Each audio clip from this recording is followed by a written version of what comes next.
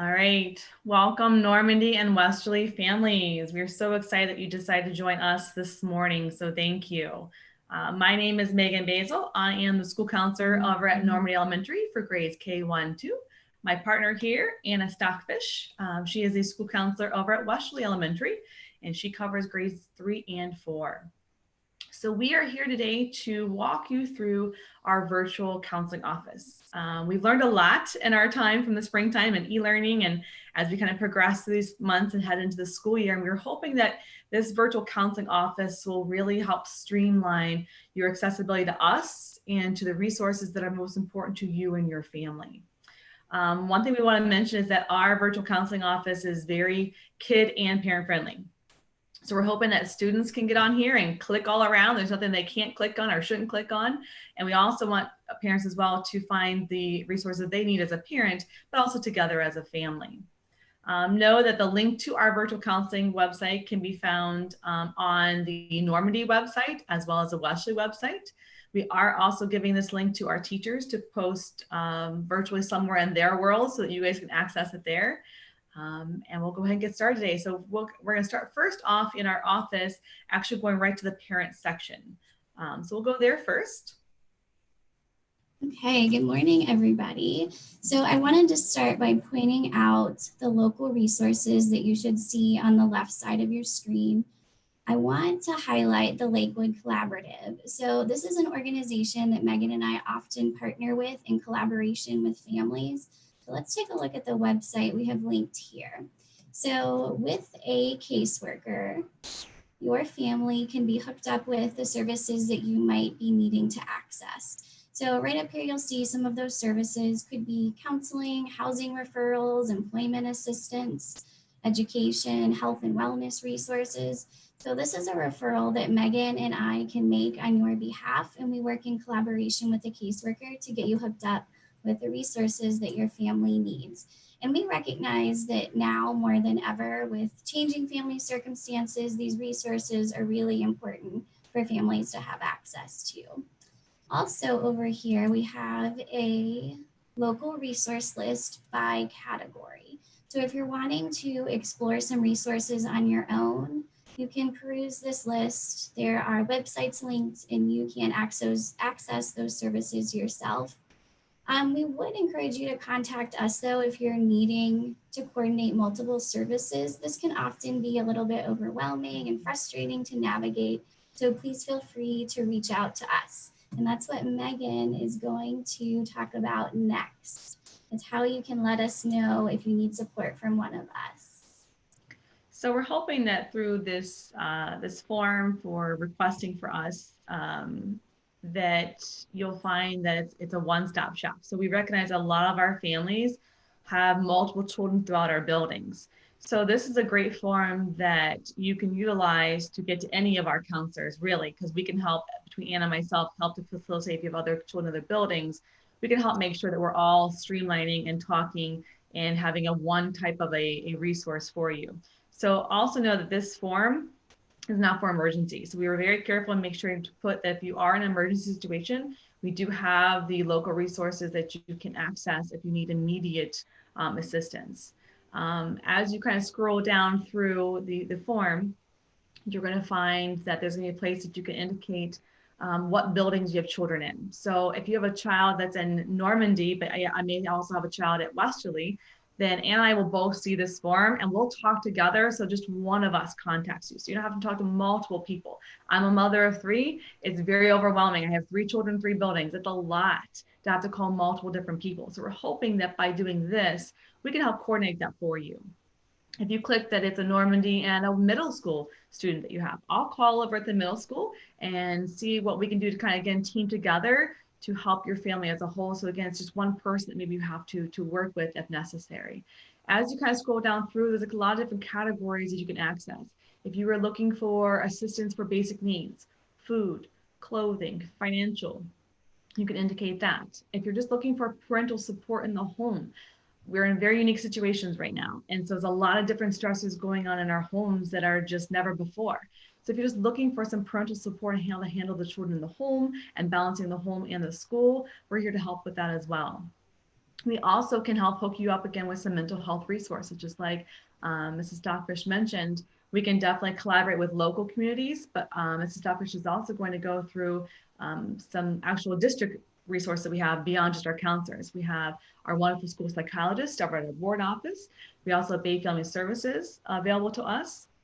We have a full-time social worker this year that can definitely help provide some wraparound services as well. So we can help coordinate all those pieces. And this form will help us do that for you. This form is right here in this parental part here, but also going to be posted on the front page as a separate link as well. And Megan had mentioned some district contacts, and we've included some of those down here. So special services that will take you to our district page with our school psychologist information. Her name is Melissa Grimes. We also have the high school and middle school counselors linked down here as well, if you're needing to get in touch with them. I'd like to bring your attention over to the right side of your screen. Here we have some helpful links, one of which is activities that you and your family might find helpful to go through. After Megan and I's presentation today, if you're wanting to continue some conversations about mental health, this is a great place to go. This is also linked on the choice board on the Rocket eFamily Academy document. So I'll quickly go through this with you. It's divided into two parts. The first are some videos that you might find helpful to watch with your family. There's 3 up here. And then there's some discussion topics listed below if you'd like to have some additional conversations. The second part are some activities, and these are all activities that promote positive coping. So these might be a great way to put in place some calm down corners in your home to really identify the coping skills that your children might need right now as they navigate e-learning and in-building learning as well.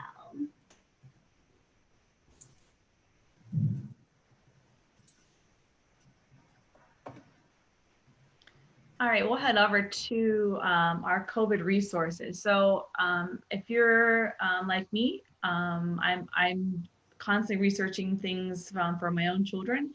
And if you're looking for information, you're going to find a whole lot on the web. So it can be overwhelming. You can find good, you can find bad. You're not sure what's true, what's not.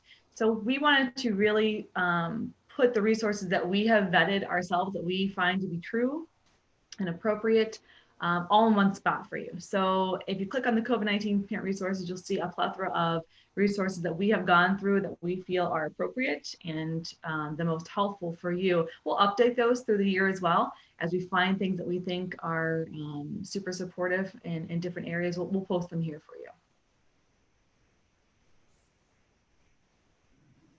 So we'll head over to an activity room that we put together. And again, this is meant for our students to kind of walk through, but also you guys can do a lot of these things together as a family. And Anna's going to kind of walk through some of these pieces as well. But I'm going to click on to, so all these pieces in here, if you click on different things, they're going to lead you to different things.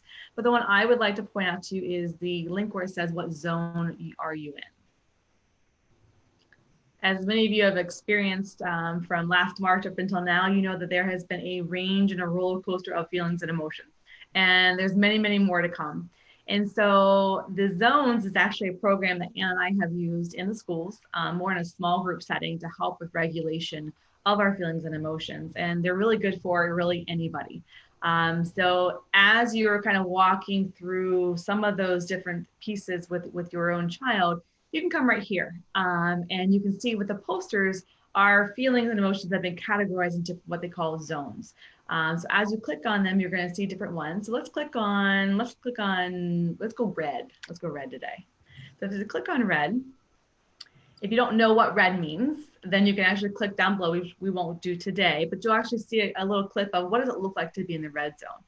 Red typically is when I'm super angry and the energy is super high inside of me. And so then there's resources. So all those pictures right there will lead you to different resources that will help you bring you out of that red zone. Our ideal zone is green. It's not realistic to always be in green. Again, we're going to have a range of emotions. So all of these feelings can give you some different resources to help you get out of that zone and get unstuck at different times. So each poster there will have a different resource to help you manage the feelings that you're having and actually teach you what actually feeling you're having in that zone. Okay, so I'd like to point out this coping strategies category on our activities page. So the first slide that we come to is a method for using different coping strategies. So step one is just to decide how you feel, and you might use the zones posters for that. Step two is to choose a strategy. So again, those zone slides are a great resource for that. We also have linked some various coping skills here that you can look through, identify the coping skills with your child. Anywhere from about 3 to 5 should be helpful. And it's important to put these coping plans in place before you need them, because we all know in the moment when emotions are high, it's really hard to have a conversation, look at a list like this and try to pick out the coping skills that you might need. So we encourage you to take a look at this with your child and identify some things that they maybe already know are helpful coping skills to use, and pick out some new ones to try as well. And again, lots of fun can be had in this activity room. And again, do it as a family. Again, students are welcome to get on here. There's nothing that they shouldn't get into, and hopefully it's all very helpful, from the puzzles to the little dumbbell to the posters on the wall. There's such a variety here that you can find if you're looking for something to help with managing some of those emotions. Okay, so next we will take a look at My Office. So here I have it organized by parent resources on the right, student resources on the left. So I'd like to bring your attention to just 2 things in the classroom, one being our 7 Mindsets curriculum, and then I will talk about our Mindful Life program, which is a program that teaches mindfulness skills. So 7 Mindsets is new to the district this year. We will be using this at the elementary buildings as well as with our middle school students. So I'm going to show you a quick video that explains the purpose of the program and gives you more details about each of the mindsets. And this is a program that the school counselors deliver to all of the students. And it has a really robust online platform. So we're really excited about how accessible this will be, whether we're in the building or in an e-learning format. So let's take a look at the video. It's only about 3 minutes. Do you ever wonder why some people are so happy while many others seem to struggle? Why do some have so many friends while others have few or none? Why do some people achieve great success while others never seem to get very far or do the things they wish they could? Do you want to live a happy and successful life? Do you want to pursue goals you're passionate about? Find a job you love? Spend time with people you like, and make a difference in the lives of others? We all do. So if everyone wants these same things, to be happy and successful on their own terms, why do so few people accomplish this? That's what we wanted to know. So we asked the question, what do we all need to be truly happy? It took many years, but we figured it out. And the answer was quite a surprise. It's not about where we come from. It's not about who we know. It's not even about what we know. It's about how we think. It's our mindsets that make all the difference in creating happiness. We discovered that there are 7 mindsets essential for happiness and success. Not everyone has them all, but the more someone has, the happier and more successful they'll be. Everything is possible. We all have the ability to live extraordinary lives. You must see, believe, and have the courage to go after what you want. Passion first. You must pursue the things in life that you love. Your goals must be authentic and true to who you are. We are connected. The fastest path to happiness and success is through others. Embrace everyone. Find ways to work together and support one another. 100% accountable. Happiness and success comes to those who own their lives. Only you have control of your life. You'll have what you desire if you're willing to grow and do what's needed to get there. Attitude of gratitude. If we focus on what we don't have, we'll always struggle and suffer. Focus on what you're thankful for, and gratitude will be the foundation for more good things. Live to give. You'll get everything you want out of life. If you're willing to help others get what they want first, always seek ways to serve and give to others. The time is now. All your power is in this moment. Don't focus on the past. Stop worrying about the future. You have the ability to do something immediately. So take action with purpose to get what you want in life, starting right now. If we change how we see our lives, our world, and our future, we can do extraordinary things and live our most amazing dreams.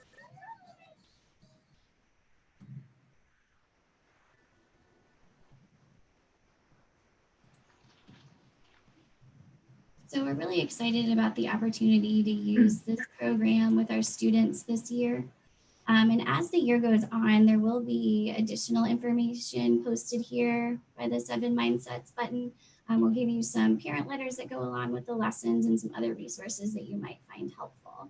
The second thing I'd like to point out in the classroom is our Mindful Life program. So this program is used by many of our teachers at both Normandy and Westerly. And it's been developed by Dr. Kristen Race. She's the author of the book Mindful Parenting, which Megan and I both highly recommend.